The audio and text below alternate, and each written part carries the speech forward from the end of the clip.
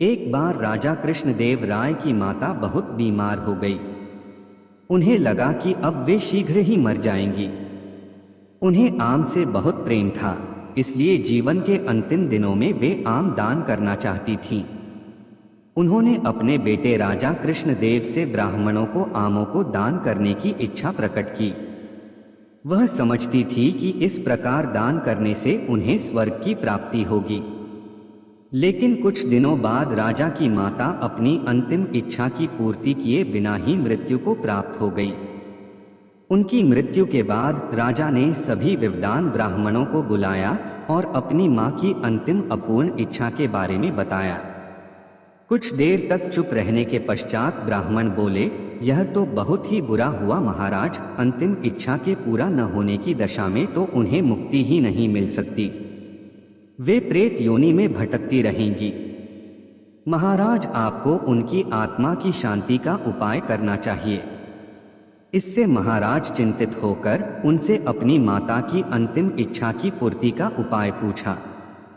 ब्राह्मण बोले, उनकी आत्मा की शांति के लिए आपको उनकी पुण्यतिथि पर सोने के आमों का दान करना पड़ेगा। आठ राजा ने मां की पुण्यतिथि पर कुछ ब्राह्मणों को भोजन के लिए बुलाया और प्रत्येक को सोने से बने आम दान में दिए।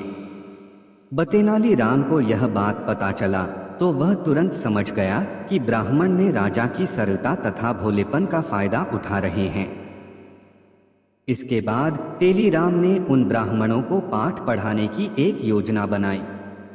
दूसरे दिन तेनालीराम उन ब्राह्मणों को निमंत्रण पत्र भेजा।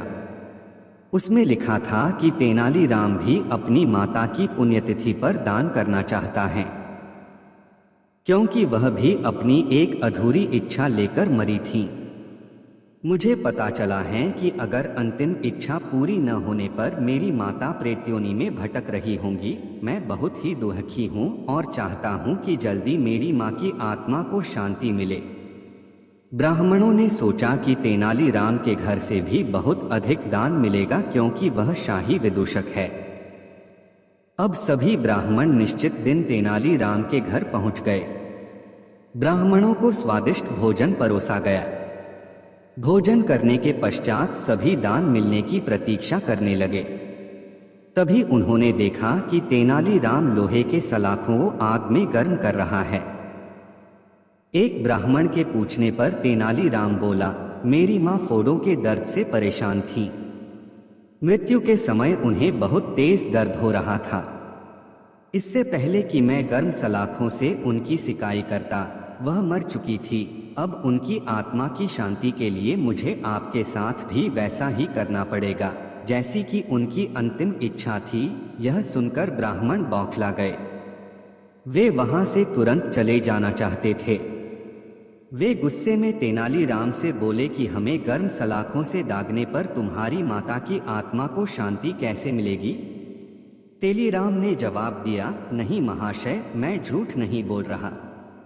यदि सोने के आम दान में देने से महाराज की मां की आत्मा को स्वर्ग में शांति मिल सकती है, तो मैं अपनी मां की अंतिम इच्छा क्यों नहीं पूरी कर सकता। यह सुनते ही सभी ब्राह्मण समझ गए कि तेनालीराम हमारी चाल को समझ गया है और वह क्या कहना चाहता है। वह बोले, तेनालीराम, हमें क्षमा करो, हम वे सोने के आम तुम्हें दे देते हैं, बस तुम हमें जाने दो। तेनालीराम ने सोने के आम लेकर ब्राह्मणों को जाने दिया, परंतु एक लालची ब्राह्मण ने सारी बात राजा को जाकर बता दी। यह सुनकर राजा क्रोधित हो गए और उन्होंने तेनालीराम को तुरंत दरबार बुलाया।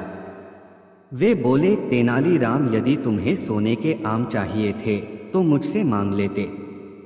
तुम इतने लालची कैसे हो गए कि तुमने ब्राह्मणों से सोने के आम ले लिए। तेनालीराम ने जवाब दिया, महाराज, मैं लालची नहीं हूँ, अपितु मैं तो उनकी लालच की प्रवृत्ति को रोक रहा था। यदि वे आपकी माँ की पुण्यतिथि पर सोने के आम ग्रहण कर सकते हैं तो मेरी माँ की पुण्यतिथि पर लोहे की गर्म सलाखें क्यों नहीं झेल सकते। तेनालीराम की यह बात सुनकर महाराज इसका अर्थ समझ गए। उन्होंने ब्राह्मणों को बुलाया और उन्हें भविष्य में लालच त्यागने को कहा।